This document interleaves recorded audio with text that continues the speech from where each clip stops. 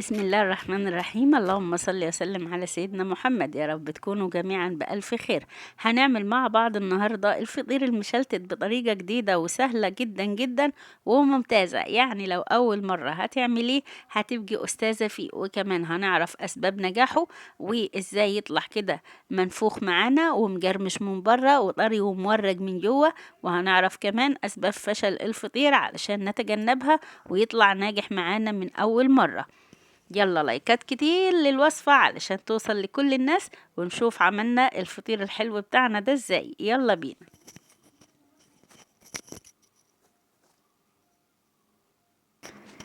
بنسمي بسم الله ونصلي ونسلم على رسول الله عليه الصلاة والسلام. نزلت بكوباية من المية وادي الكوباية رقم 2. بعد كده هضيف عليهم 3 معالق كبار من السكر ومعلقة صغيرة من الملح، وهندوبهم كويس في المية. واللي متابعني عارف انا بعمل الحركة دي ليه، علشان السكر ما يبقاش حبيبات مع الدقيق لما اعجنه ويخلي الفطير يتقطع معايا انا وبأفرده. بعد ما دوبنا السكر كده هننزل بكيلو الدقيق زي ما احنا شايفين كده. معايا الكوباية رقم 3 من المية، ودي هنزل بيها شوية بشوية. هي طبعا هياخد ال3 كوبايات، بس انا حبيت اوريكم اني ما ننزلش بالمية مرة واحدة. انا طبعا جبت طريقة العجن معاكم كذا مرة، بس وجبتها الفيديو ده او بجيبها في كل مرة علشان بيكون في ناس بتشوفنا الاول مرة فتشوف ازاي بنعمل عجينة الفطير. هنا كنت اخدت الكوباية رقم 3 كلها. بعد ما اخدنا ال3 كوبايات من المية، هنا معايا حوالي ربع كوباية، بس مش هنزل بيه كله مرة واحدة، لا هاخد حوالي كده معلقة معلقة لحد ما العجينة تلم معايا كده وتتظبط. زي ما احنا شايفين العجينة هنا كده مظبوطة معايا، واخدت يعني 3 كوبايات مية زائد معلقتين كبار.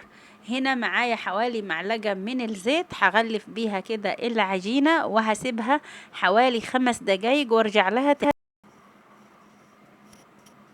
وده شكل العجينة كده بعد ما عدى عليها 5 دقايق. الخطوة دي بتنفع يا جماعة مع اي حد. يعني شايفين الزيت عمل فيها ايه، كأنها عجنت نفسها. الخطوة دي بتنفع مع اي حد ما عندهوش عجان وايديه بتوجعه من العجن. الخطوة دي بتريحه، والف بعيد الشر عليكم جميعا. بعد كده هفضل اعجنها حوالي 10 دقايق لحد ما توصل للقوام اللي انتوا شايفينه معايا. بعد كده هديها دهنة زيت وحاسبها من 3 دقايق ل7 دقايق قبل ما اشكلها كور. طبعا هنغطيها بكيس وهنغطيها بفوطة علشان ما تنشفش. بقيتنا كده بعد ما عدى عليها 7 دقايق او 10 دقايق هنبتدي نشكلها على 4 كور. انا هنا بقول لكم هفرد على الرخامة. انت لو عندك طبعا صينية او طبلية كبيرة اشتغلي عليها. انا هعمل كيلو الدقيق على 4 فطيرات. انت لو عندك صواني اكبر من اللي هتشوفيها معايا في الفيديو ممكن تعمليهم على فطيرتين او 3 صواني. بنشكل العجين زي ما احنا شايفين كده كور، وبنحاول ننعمه من فوق ومن تحت علشان يكون العجينة كده ملمسها ناعم. عرفنا اول سبب من اسباب نجاح الفطير انه يكون نوع الدقيق معانا كويس، وتاني سبب ان نديله حقه في العجن علشان ناخد منه نتيجة حلوة.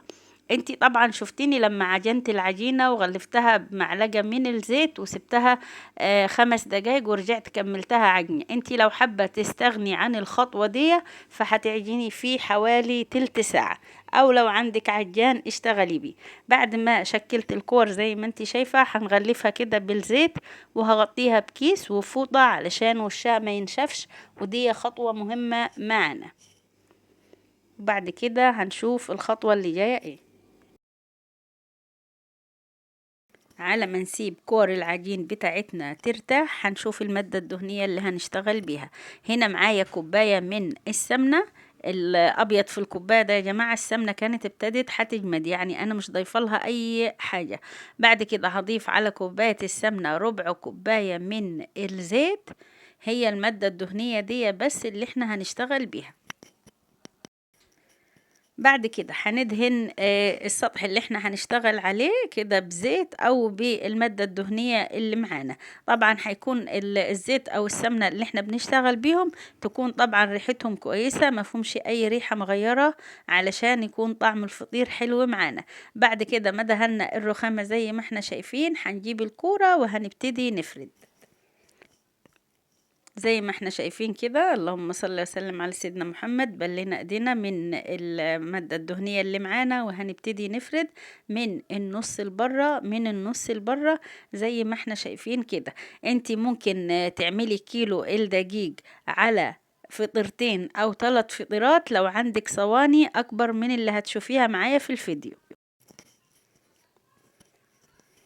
شايفين يا جماعة اهي، بسم الله ما شاء الله، ماشية كده معايا زي الحلاوة زي ما بيقولوا. ده ليه؟ علشان احنا ريحناها بعد ما عجناها، ريحناها شوية، وبعد ما شكلناها كده كور ريحناها شوية، فماشية معايا كده بكل سهولة. طبعا بنفرد من النص لبره، وبنحاول نخلي كورة العجين كلها كده سمك واحد، ما يكونش فيها جزء تخين وجزء رقيق خالص زي ما احنا شايفين بالطريقة دي. كمان لو عرفتي تهوي الفطيرة وتشديها زي ما هتشوفي معايا كده ماشي، ما عرفتيش خلاص. هي العجينة طالما معجونة كويس ومخدومة معاكي كويس هتمشي معاكي زي الحلاوة. شايفين اهو، يعني لو 10 كيلو دقيق هتعمليهم بكل سهولة اهو. زي ما شايفين معايا انا كده فردت كورة العجين على اخرها. هبتدي اعمل فيها فتحات زي ما انتوا شايفين كده، او هقطعها على شكل شرايط. هعملها على 5 شرايط بس، هخلي فيهم حتة اهو. ملاحظين الشريط رقم 3 ده حجمه اكبر منهم.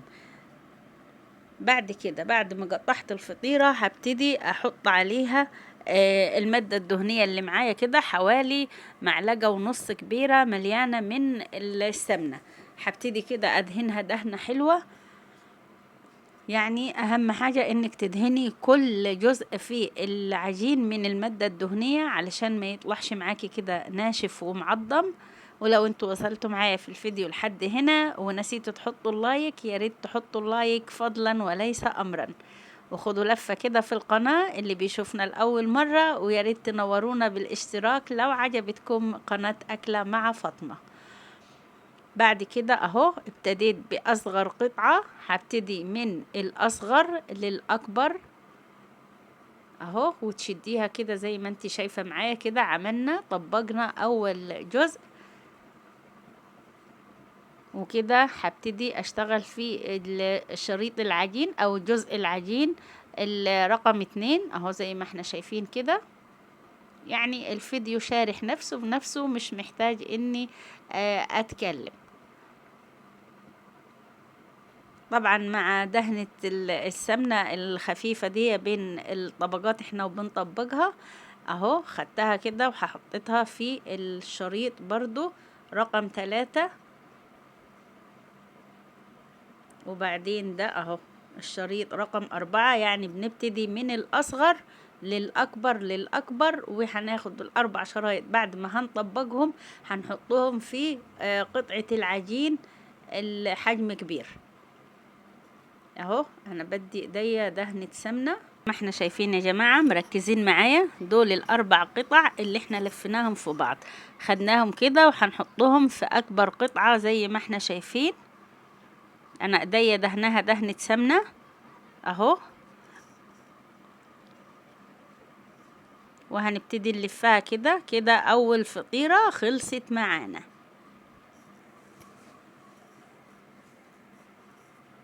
هسندها كده في صينية مدهونة دهنة زيت خفيفة خالص، وهغطيها برضو بكيس علشان وشها ما ينشفش.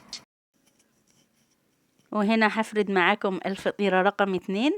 قلنا من أسباب نجاح الفطير إنك تختاري نوع دقيق كويس، ورقم 2 إنك تديله حقه في العجن وتعجنيه كويس هتاخدي منه نتيجة حلوة. والسبب الثالث انه هو بيدخل على درجة حرارة عالية. اما اسباب فشل الفطير، طبعا لو دخلتي الفطير في الفرن على نار هادية والفرن يكون معاكي بارد، هيطلع الفطير معاكي ناشف ومعضم وشكله مش حلو خالص.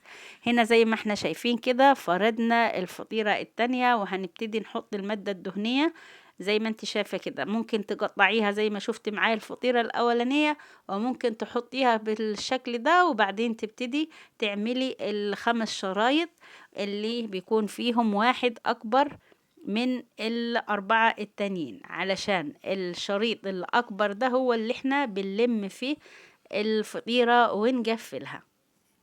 تمام لحد هنا؟ تمام. هحاول اوريكم كده شكلها من قريب اهو. شايفين دي القطعة اللي هي حجمها كبير اللي هنغلف فيها الفطيرة. شايفين كده فقاقيع الهواء.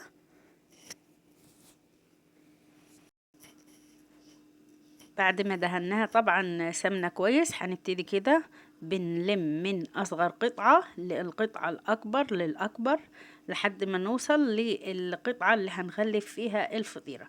وانتي وبتطبقي كده لو لقيتي حسيتي في حتة تكون تخينة، حاولي تشديها انتي وبتطبقي كده. هتشوفي معايا اهو. اللهم صل وسلم على سيدنا محمد. وهنغلفها في اكبر قطعة زي ما احنا شايفين كده، واتعمل الفطير معانا باسهل طريقة. فردت معاكم كده الفطيرة دي على السريع عشان اللي ما خدش باله في الاول ياخد باله. هنا اهو دهنا كده سمنة، وهنبتدي نلفها زي ما عملنا في الفطيرتين اللي في الاول. طبعا خلصت الفطيرة رقم 4، فردتها وهلمها في الصينية واغطيها بكيس، وهجيب اول واحدة فردناها مع بعض وهدهن ايديا كده دهنة من السمنة، واحاول الم الفطيرة على شكل دايرة. وبرضو هعمل في الثلاث فطيرات التانيين. انا زي ما قلت لك ممكن تعمليهم كيلو الدقيق على فطيرتين او 3 حسب حجم الصواني عندك. وهنا بقد ايديا دهنة من السمنة، وابتدي افرد الفطير من النص لبره طبعا. وبنخلي الفطيرة كلها كده سمك واحد. ولو انت هتضيفي قشطة على وش الفطير يفضل قبل ما تدخليه الفرن مباشرة، علشان لو حطيتي القشطة وسبتيها كده ربع ساعة هتلاقي الفطيرة وشها داب وتقطع. هنا بقولك ده اللي زاد من السمنة اللي كانت معانا. شكل الفطير بعد ما دخل الفرن وعدى عليه 5 دقايق. شايفين جبب ازاي؟ علشان احنا دخلناه على درجة حرارة عالية مع المتابعة المستمرة طبعا، لان التسوية عامل مهم من عوامل نجاح الفطير. بتخليه يجب معاكي كده وبيطلع مورق من جوه. سامعين الصوت؟